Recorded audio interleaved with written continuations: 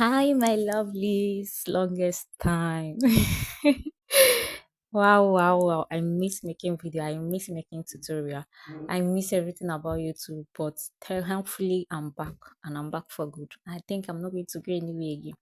So, guys, on today's video, let's make this stylish, beautiful bubu gown. It is a high-low gown.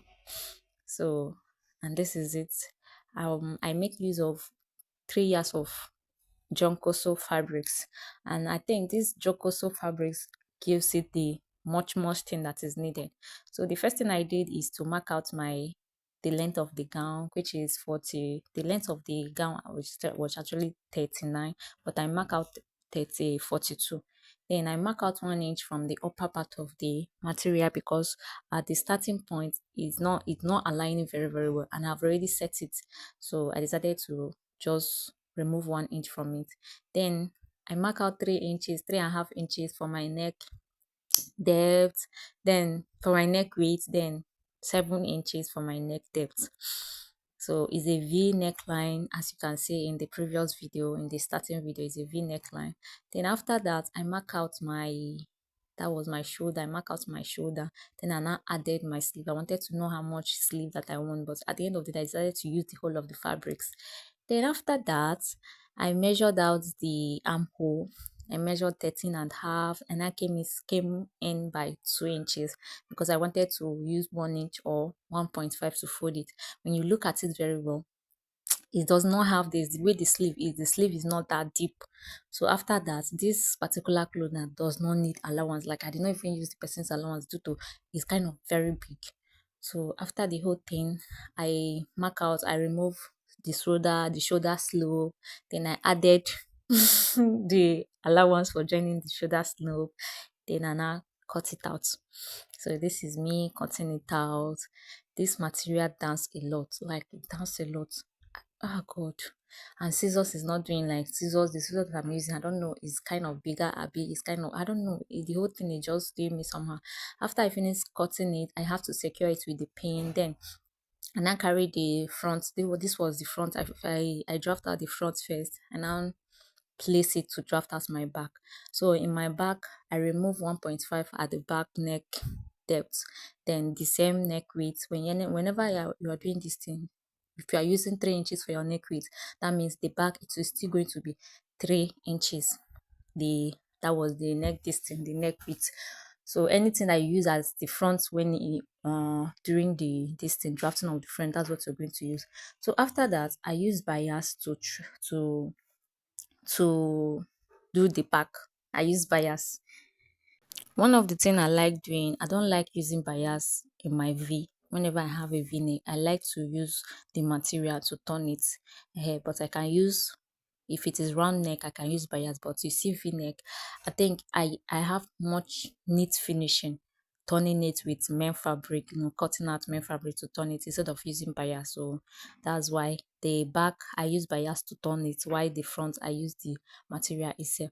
This is me placing the this thing, the cutout, what I cut out for turning it up. So after that, I went to my machine to turn it. This is when I'm done. I finished turning out the back and the front. The next thing that remains is to go and iron it. You see, in this part of Nigeria, or maybe anytime I want to sew, I think Nepal people used to know there will not be electricity.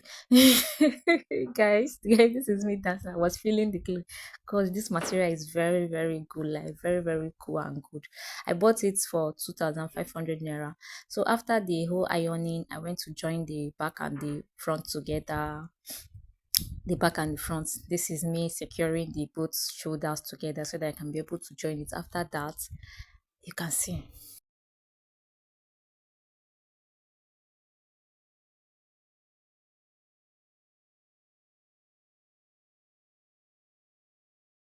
When you work with fabric that dance a lot, the best thing for you to do is to secure it with pin.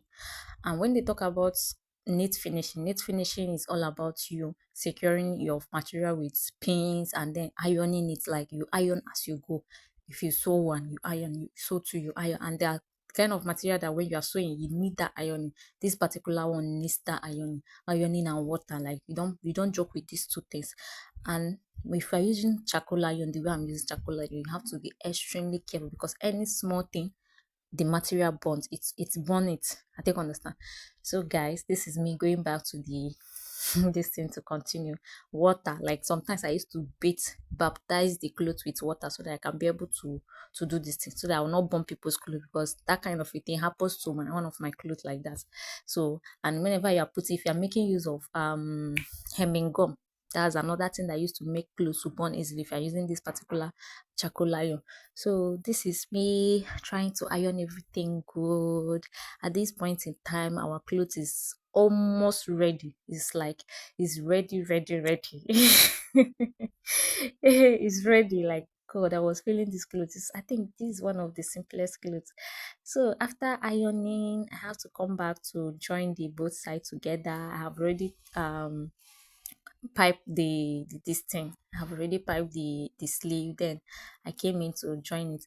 After joining it, at the initial time I said that this particular style is high low. So I have to fold this thing into two, and then take out 3 inches from it because I don't want it to be too short. Take through 3 inches from it, and then I now cut it. So guys, this is it after the heel cutting. If you look at by the side, the high low is kind of very, very tiny, but you can see it. This cloth is giving. Thank you for watching. See you in my next tutorial. Bye.